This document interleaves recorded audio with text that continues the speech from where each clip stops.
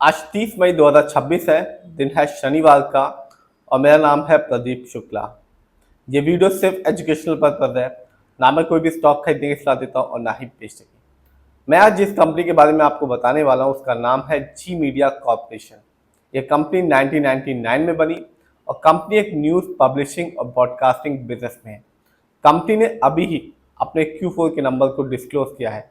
इसमें कंपनी ने बताया कि जो कंपनी का घाटा है वो घट गया है पिछले साल की इसी समय तिमाही में इस साल की तुलना में।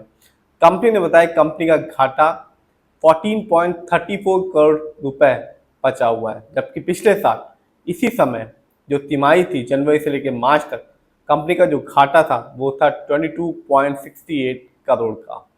इस न्यूज़ की वजह से कहा जा रहा है कि जब मंडे को जब मार्केट खुलेगा तो इस कंपनी का जो स्टॉक है वो फोकस में रहेगा और एक अच्छा रिटर्न दे सकता है मंडे के दिन, क्योंकि कंपनी ने अभी ही अपने Q4 के नंबर को डिस्क्लोज किया है जिसमें साफ कहा है कंपनी ने कि कंपनी का जो घाटा है वो पिछले साल की इसी समय की तिमाही की तुलना में इस साल जनवरी से लेकर मार्च तक में जो घाटा है वो कम हो गया है।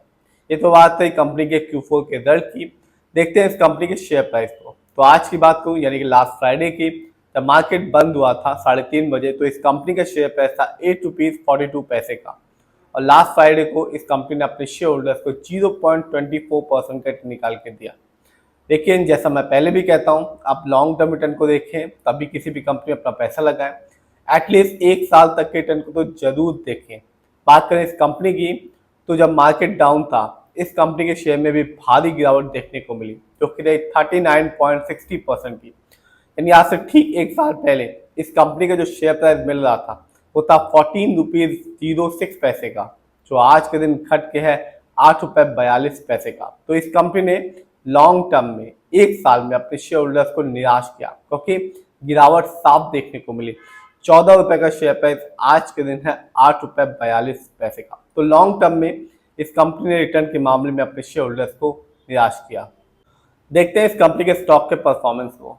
तो 1 साल में इस कंपनी का जो हाईएस्ट शेयर प्राइस गया वो गया ₹16.46 का, जबकि 1 साल में इस कंपनी का लोएस्ट शेयर प्राइस आया ₹6.65 का। तो लेटेस्ट अपडेट है, न्यूज़ है, मैं बता चुका हूँ कि कंपनी ने अभी अपने Q4 के नंबर को डिस्क्लोज किया है, जिसमें कंपनी ने बताया कि जो कंपनी का घाटा है वो पिछले साल की तुलना में घट गया है। पिछले साल इस कंपनी का जो घाटा था वो था 22.68 करोड़ का, जबकि इस साल ये घट कर हो गया है 14.34 करोड़ का, जिसकी वजह से जब मंडे को मार्केट खुलेगा तो ये कंपनी का जो स्टॉक है वो फोकस में रह सकता है। ये तो बात है कंपनी के लेटेस्ट न्यूज़ की। जानते हैं इस कंपनी के फंडामेंटल्स को। जो कंपनी का मार्केट कैप है वो है 525 करोड़ का। ये कंपनी स्मॉल कैप की है, क्योंकि मार्केट कैप जो 5,000 करोड़ के नीचे का है। पीबी रेशियो 2.68 है। शेयर मार्केट में एक अच्छा पीबी रेशियो कहलाता है 1 या तो below 3। Industry P 15.55। Share market में एक अच्छा इंडस्ट्री पी कहलाता है 20 से लेकर 25 के बीच में। ये बताता है कि जो कंपनी के स्टॉक है मार्केट में कैसा परफॉर्म कर रहा है। क्या बहुत महंगा तो नहीं हो गया कंपनी के स्टॉक मार्केट में, क्या बहुत ज़्यादा सस्ता तो नहीं होगा कंपनी के स्टॉक शेयर मार्केट में। डेप्ट टू इक्विटी 0.55 है। आप भी देख सकते हैं इस कंपनी पर लोन का नहीं है। ROE -39.96%, बहुत ही बेकार, क्योंकि शेयर मार्केट में एक अच्छा ROE कहलाता है 15% से लेकर 20% के बीच में। ये बताता है कंपनी कैसे आपके पैसे को इस्तेमाल कर रही है। यदि कंपनी का ROE हाई होता है या पॉजिटिव होता है तो बताता है कि कंपनी सही से आपके पैसे को इस्तेमाल कर रही है, इससे आगे चल के फ्यूचर में अच्छा खासा रिटर्न कंपनी आपको दे पाएगी।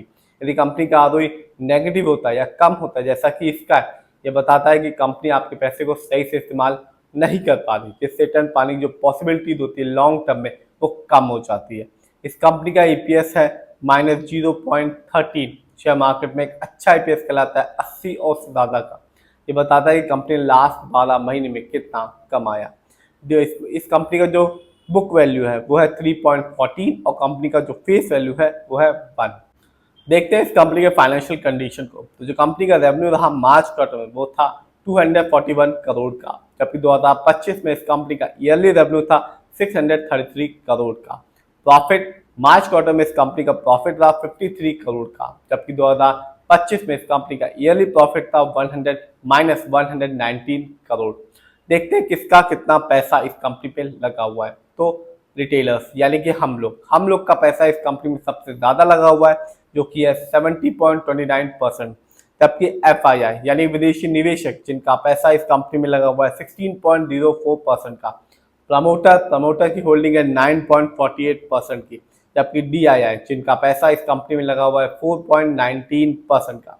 तो जो न्यूज़ बताई कंपनी ने कि कंपनी ने अपने घाटे को कम कर लिया है, जिसकी वजह से कहा जा रहा है कि मंडे को ये कंपनी का स्टॉक फोकस में रह सकता है। लेकिन कंपनी ने ना ही लॉन्ग टर्म रिटर्न दिया है, फंडामेंटल भी वीक है, फाइनेंशियल भी कुछ ज़्यादा स्ट्रॉन्ग नहीं है, और शेयर होल्डिंग पैटर्न ये बताता है कि अधिक पैसा इस कंपनी में रिटेलर्स यानी कि हम लोग का लगा हुआ है। पैनी स्टॉक है, 8 रुपये का शेयर प्राइस है, लेकिन इस कंपनी का हर चीज़ बहुत ही वीक है। फिर भी आप जिसमें भी पैसा लगाएं, खुद रिसर्च करें, एनालाइज करें, अपने फाइनेंशियल एडवाइजर की राय लें, तभी अपने पैसे को शेयर मार्केट में लगाएं।